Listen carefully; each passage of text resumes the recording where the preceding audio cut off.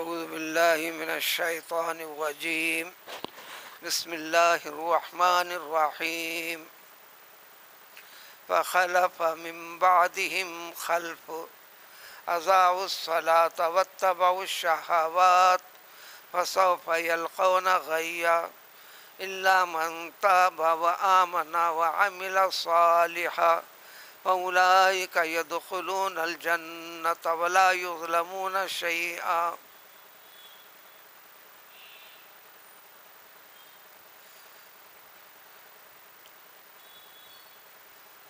چند انبیاء کرام علیہ الصلاۃ والسلام کی خاص طور پر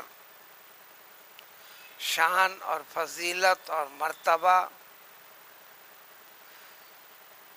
جو اللہ تعالیٰ کے پاس ان کے لیے تھا، اور یہ اللہ تعالیٰ کے خوف، اللہ کی اطاعت، اللہ کی فرمانبرداری، اللہ کے احکام کی اتباع میں اپنی زندگی جو صرف کیے تھے، تو انسان اللہ تعالیٰ نے نبوت کے لیے منتخب فرمایا تھا، ہر ایک کو کوئی نہ کوئی خاص فضیلت کے ساتھ نوازا۔ دنیا سے پردہ فرما جانے کے باوجود تذکرے میں نیک سیرت، نیک طبیعت، خوف خداوندی، ایمان کے اوپر قائم اور باقی، انسانیت کے سبق کے اوپر قائم باقی کے نمونے کے اعتبار سے اس دنیا کے ختم ہونے تک بھی زندہ ہیں اور ان کی یادیں باقی ہیں۔ خاص پہلو ان کا ایک ہی تھا، اسی کے اوپر سجدے والے الفاظ تھے، بس اللہ کا حکم ہے، بغیر چوں چرا کیے کہ اس حکم کے سامنے اپنا سر جھکا دیتے تھے، یعنی سوچتے نہیں تھے ایسا کیوں، ایسا کرنا کیوں۔ سورہ کی ابتدا سے، سورہ مریم کی ابتدا سے کوئی 10 انبیاء کرام علیہ السلام کے تذکرے کے بعد پھر اجمالی اعتبار سے، یعنی بغیر وضاحت اور تفصیل کے، تمام انبیاء کرام علیہ السلام کا تذکرہ، شان، رتبہ ذکر کرنے کے بعد خاص کیفیت اطاعت و فرما برداری کے اندر اپنے دل اور دماغ کو چلاتے نہیں تھے، صرف اس کو سامنے رکھتے تھے، یہ حکم خدا بندی ہے، وہ عامر ہے، ہم مامور ہیں، عامر امر حکم دینے والا، ہم کو حکم ملا ہے۔ یہ کر کر اپنے اپنے زمانے میں ہر نبی نے، یہ خاص پہلو ہے جو آج کی آیتوں کا ہے، بلکہ پورے سورے کا خلاصہ اس امت کے لیے، قیامت تک اس امت میں داخل رہنے والوں کے لیے اور اس کے دعوے داروں کے لیے، اسلام سے جوڑ اور رابطے کا دعویٰ کرنے والوں کے لیے سبق ہے۔ اس قسم کا معاملہ جو تم سے کہا جا رہا ہے، ہر پیغمبر علیہ السلام کے جانے کے بعد کچھ ایسا ہی ہوا، کچھ ایسا ہی ہوا۔ جب ایسا ہوا تھا، ان کی اصلاح کے لیے چند اللہ تعالیٰ کے بندے تھے، انہوں نے اپنی زندگی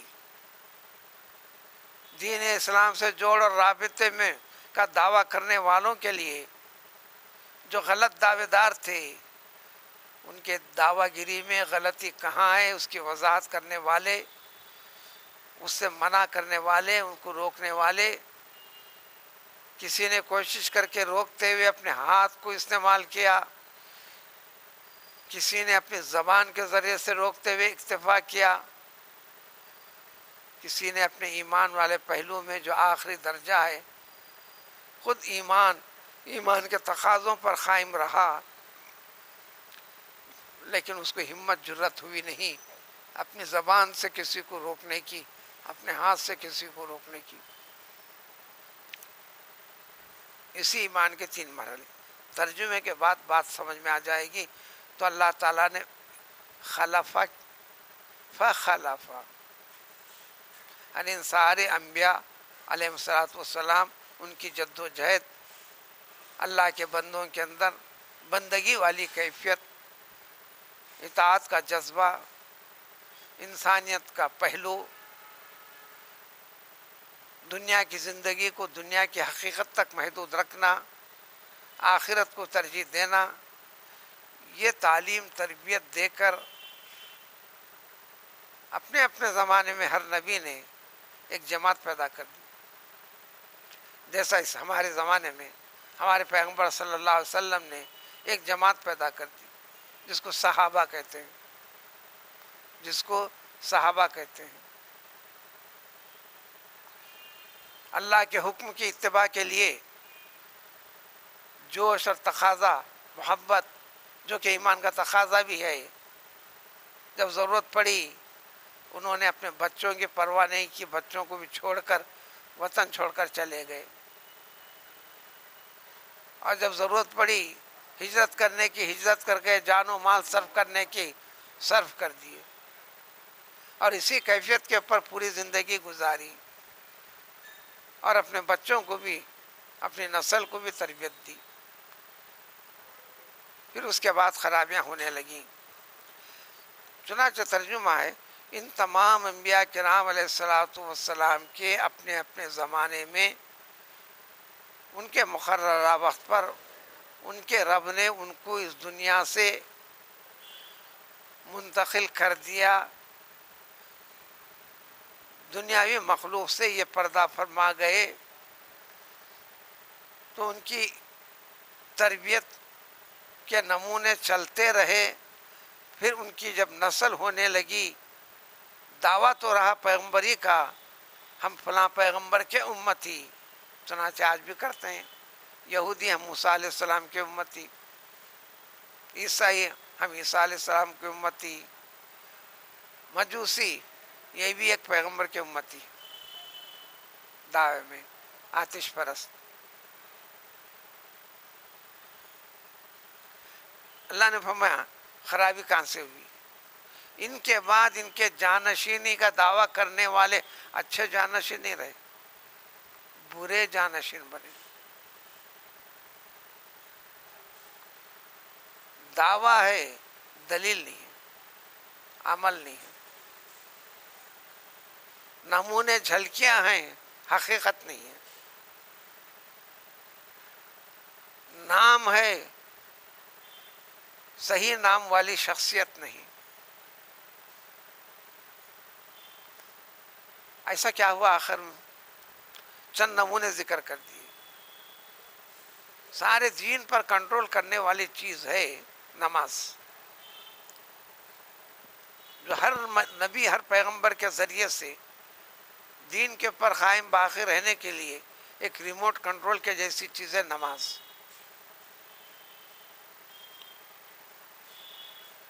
دین محمدی صلی اللہ علیہ وسلم میں بھی جو 23 سالہ مدت میں قرآن نازل ہوا، اس میں ابتدائی 10 سال تک کوئی حکم نہیں دیا گیا، صرف انسان کے عقیدے کی اصلاح کروائی گئی.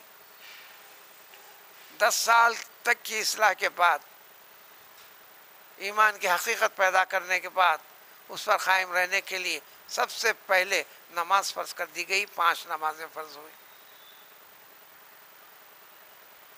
اب صرف نماز کو لے لیا جائے، ان سابقہ امتیوں سے اور اس امت کے لوگوں کو ٹیلی کرتے ہوئے اپنے اپنے طور پر پتہ چل جائے گا. ان لوگوں نے یہ کیا تھا، خرابی میں سب سے بڑی خرابی نمازوں کو ضائع کیا.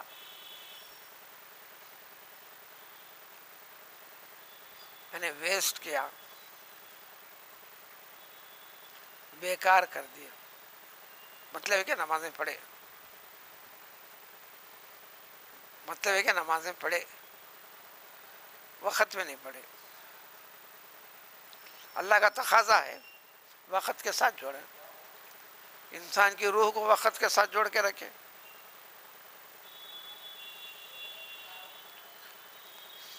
نماز کو ایک ہی بار پڑھنا ہے وقت کے ساتھ، جب جب وقت آیا پڑھنا ہے، ایک ہی بار پڑھنا ہے.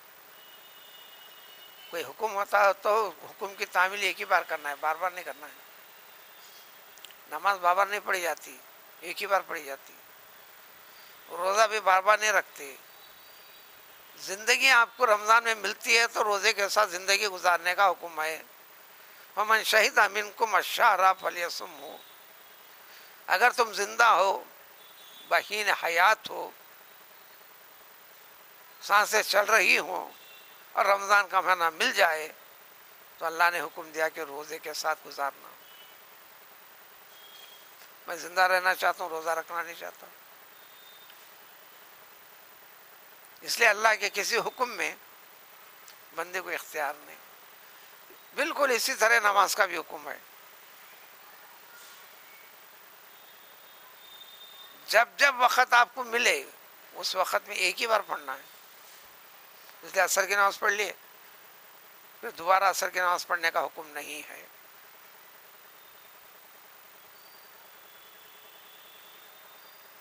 حکم کی تکمیل کرنا ہے، ایک ہی بار کرنا ہے. آپ بولے میں بہت پڑھتے آیا ہوں، نہیں، ایسے بہت اوقات بھی آپ کے اوپر سے گزرتے آئے ہیں، تمہارے رب نے عطا کیا ہے، پھر نعمتیں بھی دیتے گیا ہے. سب سے بڑی خرابی جو آج کے اس میں بھی ہے، چند ایک نمونوں کو لے کر کیا کرتے ہیں. اضاعوا الصلاۃ، نمازوں کو ضائع کر دیا. نمازوں کو ضائع کیا. اذان کے بعد مسجد کی طرف نکلنے کی ارادہ کیا بھی نہیں، جائیں گے فلاں وقت پہ، وقت کو ٹال کر پڑھا، یہ نماز ضائع ہوئی. جماعت کو چھوڑ دیا، یہ نماز کو ضائع کیا. کوئی اہم کام آپ اپنے دماغ کے لحاظ سے سمجھ لیے،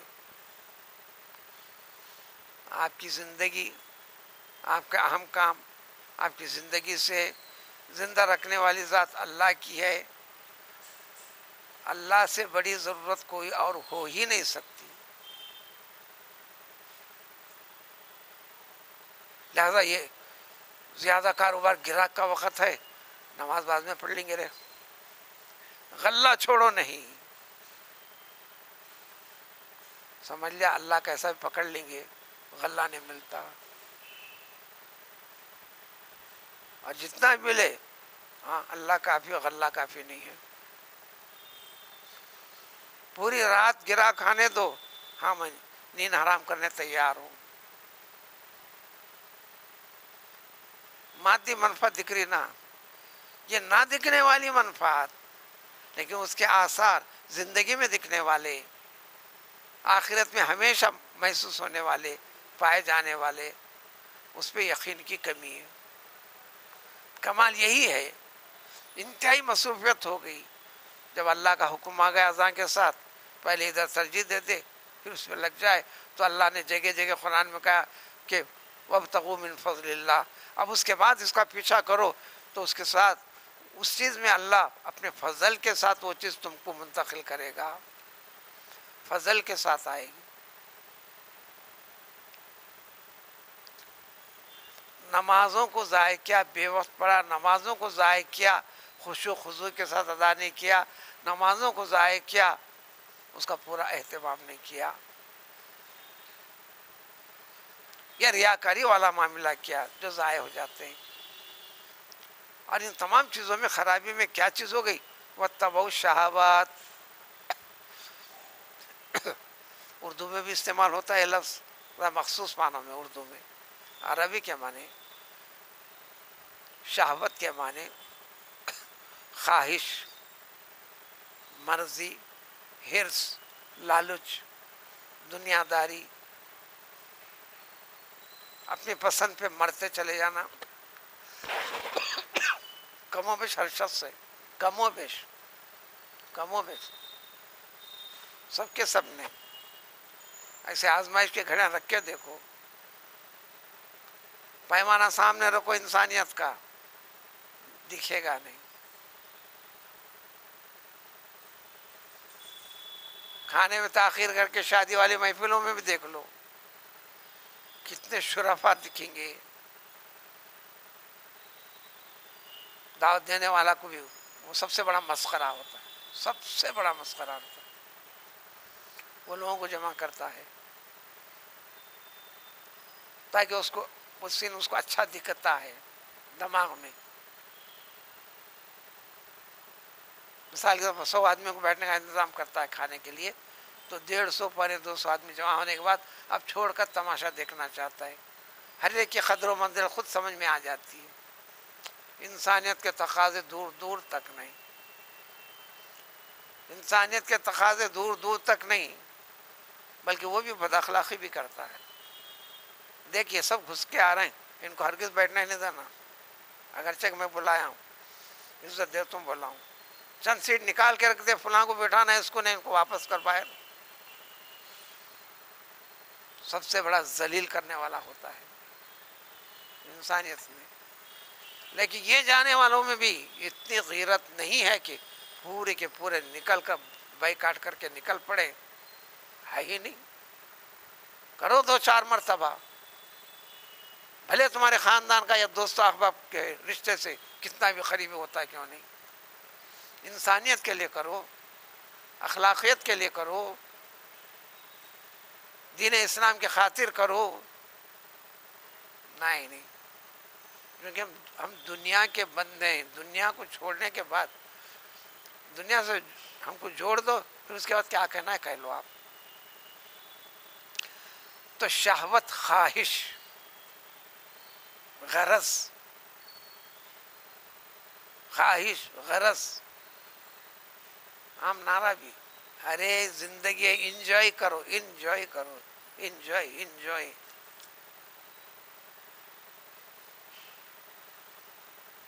4 دن کی زندگی انجوائے کرو. آج کو دیکھو، کل آنے والا کس کو پتہ ہے. دنیا داری کے اس کی وضاحت میں بہت بڑی طویل تفصیلات. آپ کی ضرورت کی رہائش کے لیے گھر ہو گیا، گھر کے اوپر گھر کیوں، گھر کے ساتھ گھر کیوں، کیوں گھر. یہ اتنا بے وفا گھر، جب تم مر جاتے ہو وہ کہتا ہے کہ تو قبرستان میں جا بابا، میں نہیں آتا، میں یہاں کھڑے رہتا ہوں. گھر کے افراد بھی، تو جا بابا قبرستان میں، تیرے ساتھ ہم آنے والے نہیں ہیں. ہاں ذرا ادھر رو کے بتا لیں گے، ایکٹنگ کر کے جا.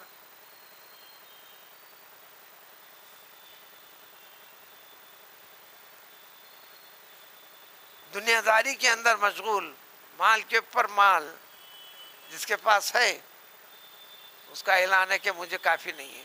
جس کے کاروبار ہیں، ہر ایک سے آج بھی پکڑ کے پوچھ دو، کاروبار کوئی خاص نہیں چل رہا، کاروبار میں مندہ پن ہے. یہ نہیں کہتا کہ اس کے دماغ میں گندا پن ہے. ناشکری، ناشکری. اسلام نے سبق دیا، دنیا والے معاملے کے اندر اپنے سے نیچے والے پر نظر رکھ، یہ خیال کر اللہ تعالیٰ نے اس سے تو مجھے بہتر بنایا ہے، وہ درجے میں تو نہیں رکھا. دین والے معاملے میں اپنے سے اوپر والے پر نظر رکھ، تمنا کر دینی اعتبار سے کم میں ان جیسا بھی بنوں، میں ان کے جیسا بھی بنوں. اگر یہ کیفیت اختیار کرے گا تو بندہ، ایسے بندے کو اللہ تعالیٰ صابر، شاکر، اللہ کے شکر گزار، کمیوں کے اوپر صبر برداشت کرنے والے بندوں کی فہرست میں لکھ دیں گے. اور جس کے بارے میں قرآن نے کہہ دیا، انما یوفی الصابرون اجرہم بغیر حساب، گنتی حساب و کتاب نہیں، بے حد و حساب رب العزت اس کو عطا فرمائیں گے. لیکن فطرت میں کیا ہے، انسان کی طبیعت میں، دنیا داری میں، پیدل پھرنے والے کو کم از کم ایک چھوٹی سائیکل چاہیے. سائیکل ہو کم از کم سائیکل موٹر کیوں ہے، تو وہ جب اس کا مالک بن گیا، کار کی خواہش، کار کا ہوگا تو کاروں کے اندر معیار کی خواہش. یہ فطرت چلتی.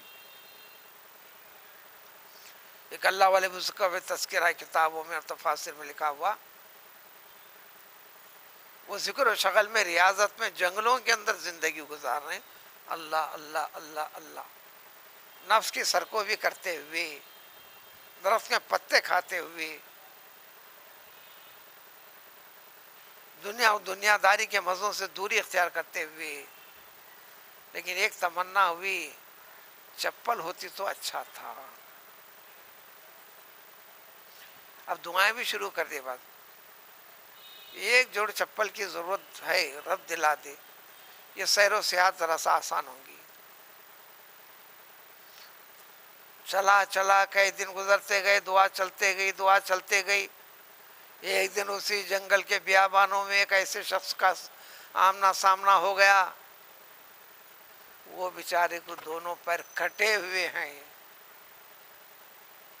اپنے چوتڑ کے بل کھسکتے ہوئے صحرا کے اندر اپنی زندگی صرف کر رہا ہے، اللہ اللہ کہتے ہوئے۔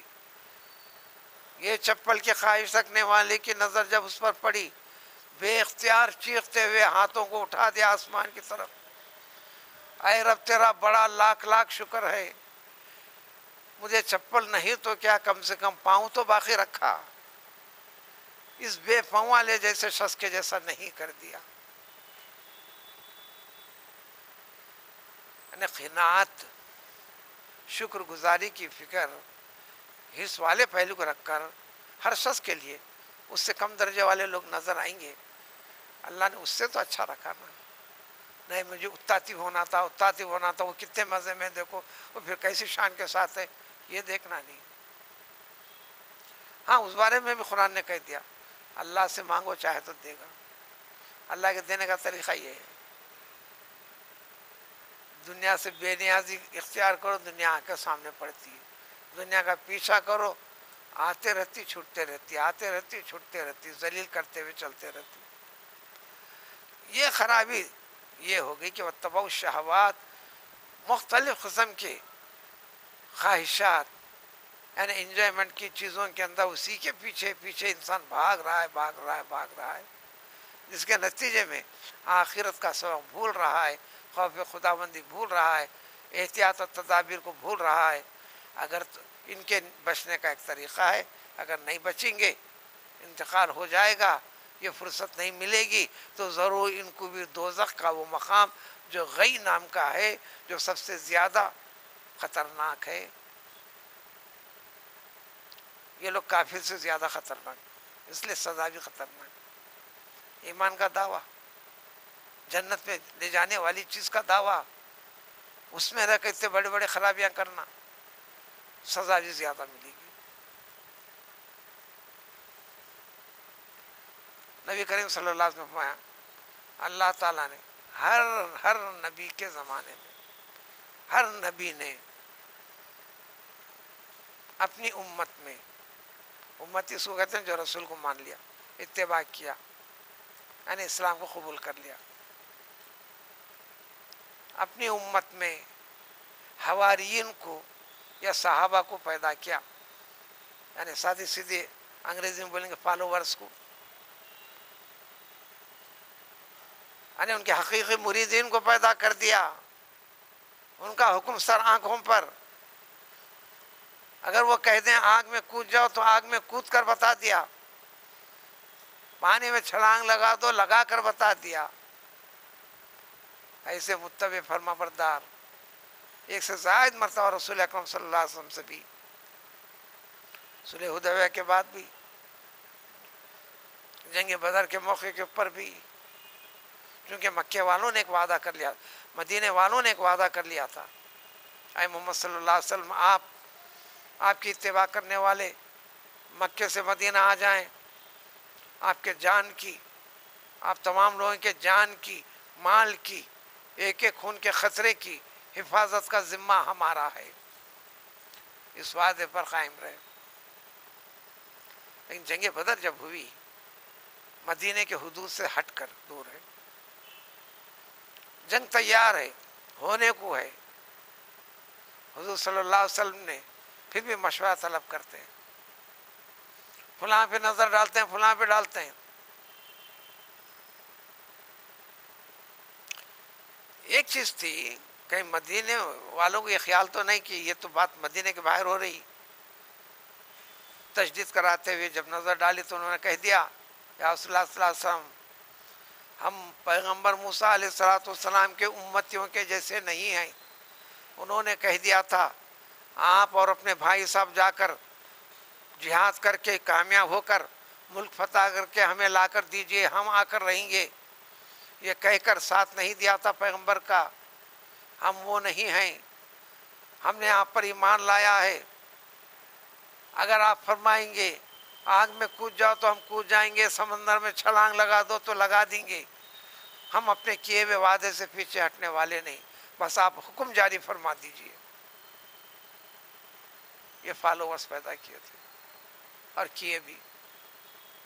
تو حضور صلی اللہ علیہ وسلم کہ ہر نبی نے اپنی اپنی امت میں ایسے صحابہ وغیرہ کو پیدا کیا.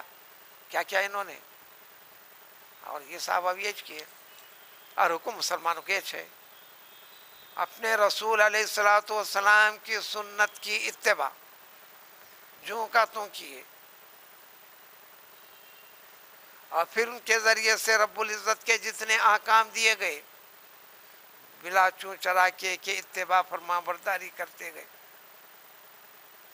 اب ان کے بعد نسل در نسل آنے لگی، خاندانی طور پر نسل خاندان سے نسبت ہونے کی وجہ سے، یعنی مسلمان خاندان ہونے کی وجہ سے سمجھ بیٹھے کہ ہم مسلمان ہم مسلمان ہم مسلمان. کیا اشتہار کرنے دینے کا نام مسلمان ہے؟ دعویٰ کرنے کا نام اسلام ہے؟ اس لیے ہر مسلمان کو تاکید کر دی گئی کہ چھوٹے بچپنے میں بچوں کے اندر سب سے پہلے اپنے نبی کی محبت ان کے دلوں میں پیدا کر، اللہ کے کلام کی محبت پیدا کر، چند ضروری ذمہ داریاں حوالے کر دیں ہر باپ کے لیے. یہ لازم سبق ہے. پھر اس کے بعد ہوش سنبھالے گا تو اس میں دین میں آگے بڑھے گا وہ، اور خود دینداری سے جڑے ہوئے نہ ہو تو پھر اس کی نسل کیسے آئے گی؟ تربیت کہاں سے ملے گی؟ تو ان کے لیے اللہ نے بتایا اس حدیث کے اندر. پھر اس کے بعد ایسے صرف دعویٰ کرنے والے ایسے نکلے، یقولون ما لا یفعلون و یفعلون ما لا یقولون. ایسی باتیں کہتے ہیں جو کبھی کرتے نہیں، ایسے کام کرتے ہیں جو کہتے نہیں. جو کرنا ہے وہ کہتے نہیں.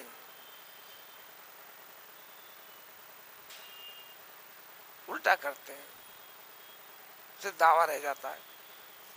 تو اگر یہ توبہ نہیں کرتے، توبہ کے لیے مہلت ہے. کیا مہلت ہے؟ زندگی ہے. یہ غرغر بول کے سانس کا وقت نہیں آیا.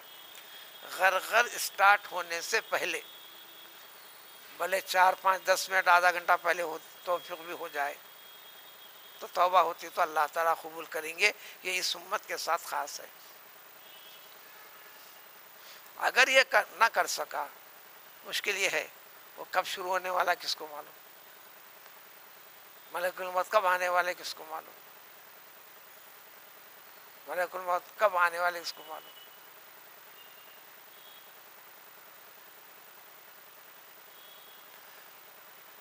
ایک سیکنڈ کی مہلت بھی چاہے تو دینے والے نہیں ہیں. تو لہذا ان کو تو فسوف یلقون غیا، مقام غی جو انتہائی خطرناک عذاب کی قسم والا حصہ ہے دوزخ کا، اس میں ان کو ڈالا جائے گا. لیکن یہ سنبھالا دینے کے لیے چاہیے جو اس غلط راستے سے پلٹ جاتا ہے. توبہ کے معنی پلٹنا، توبہ کے معنی پلٹنا. فَإِنَّ اللَّهَ يَتُوبُ عَلَيْهِ، اللہ تعالیٰ حضرت آدم کی طرف پلٹا. رجوع ہونا، توبو الی اللہ، اے بندو تم اللہ کی طرف پلٹ جاؤ، یہ سب چھوڑ کر، یعنی مہربانی کے ساتھ معافی کے عنوان سے پلٹنا. اس کو مارو، اس کو جا کے. الا من تاب و آمن، ہاں جو توبہ کر لیتا ہے پھر اس کے بعد زندگی میں تبدیلی لانا، ایمان کے راستے پر قائم ہو کر ایمان کے تقاضے کے مطابق عمل کرنے لگتا ہے، تو یہ جنت میں داخل ہوں گی. یعنی اللہ تعالیٰ گناہ معاف کر دے گا. گناہ گاروں کے لیے جنت ہے. اگر ہر حدیث شریف میں ہر انسان کوئی بھی گناہ نہ کرتا، سب نیک بن جاتے ہیں، تو ارشاد ہے میں سارے ایسے نیک لوگوں کو ختم کر دوں گا، پھر ایسی مخلوق پیدا کروں گا جن سے خطائیں ہو، پھر ان کو یہ احساس ہو کہ خطا کو معاف کرنے والی ذات اللہ کی ہے. اللہ کو پہچاننے کا طریقہ ہونا. تو اسی لیے توبہ کرنے کے بعد، اس لیے حدیث شریف میں اللہ تعالیٰ کو کسی انسان کی آواز پسند ہے تو صرف ایک ہی انسان کی پسند ہے، وہ یہ گناہ گار بندہ اپنے گناہوں کا احساس لے کر، دکھ بھرے انداز میں خوف خداوندی لے کر، اللہ کو معاف کرنے والا کہہ کر تیرے سوا کوئی معاف کرنے والا نہیں ہے، جو آواز نکالتا ہے چاہے کسی بھی شکل میں ہو، آہستہ کیوں بڑی ہو، اللہ تعالیٰ کو اس سے زیادہ پسندیدہ آواز کسی انسان کی نہیں. اور انسان ناچنے والوں کی آوازوں کو، فلاں گانے والوں کی آوازوں کو، اس کے اندر جو آواز ہے عاجزی انکساری کے ساتھ کہ اپنے پیدا کرنے والے کی شناخت اب ہو گئی، اس کو اس کے احکام کی خلاف ورزی ہوئی، اس کی بڑائی کو تسلیم کرنے کا وقت آ گیا. اور اللہ تعالیٰ صرف یہی چاہتے ہیں کہ خود کو منوانا ہے. جب سوال ہوا تھا کرنے والوں نے کیا تھا، پیغمبروں میں سے ایک پیغمبر نے، حضرت داؤد نے، اتنا سب اے اللہ تعالیٰ کریش کئی کو آپ خالق ساری مخلوق کو پیدا کیے، کائنات کو بنائے، پھر اتنے مشقتوں میں پڑنا پڑا. تو انہوں نے فرمایا کچھ نہیں مانگتا، میں ہوں کچھ جاننے والا کوئی نہیں، ماننے والا کوئی نہیں، بس مجھے خواہش ہوئی کہ کوئی مجھے جانے کہ میں ہوں، بس اس لیے سب کچھ پیدا کر دیا. یعنی ساری نعمتوں سے لطف اندوز ہو جاؤ، اسی میں رہو، لیکن ہر چیز کے پیچھے وہ کار فرمائے، اس کی قدرت ہے، اس کی عطا ہے، بس یہ جانو. وَلَا يُظْلَمُونَ شَيْئًا، جب اللہ تعالیٰ ان کو معاف کر کے جنت میں داخل کر دیں گے، اب کچھ کمی نہیں کریں گے. دوسری جگہ آگے آئے گا پارے ونوس کے اندر سورہ فرقان میں اولئک الذین یبدل اللہ عنہم آمنوا وعملوا الصالحات الا من تاب وآمن وعمل عملا صالحا واولئک یبدل اللہ سیئاتہم حسنات. توبہ کے بعد نیکی والے راستے میں مستقل چل پڑا تو پچھلی زندگی میں جتنے غلط کار بھی کیے تھے، چونکہ اب ٹک گیا نیکی کے راستے پر، اللہ تعالیٰ اس کے برائیوں کو بھی نیکیوں میں بدل ڈالیں گے. اللہ کا انعام ہوگا وَلَا يُظْلَمُونَ شَيْئًا، ذری بھی کمی نہیں کریں گے. اب اسی کا سلسلہ ہے، یعنی وضاحت ہے. جو جنت میں داخل کریں گے تو جنت کیسی ہے، جنت کس کے لیے بنا اللہ تعالیٰ آخر، اور کیوں دینا چاہتے ہیں، اس کی وضاحت اگلی آیت میں.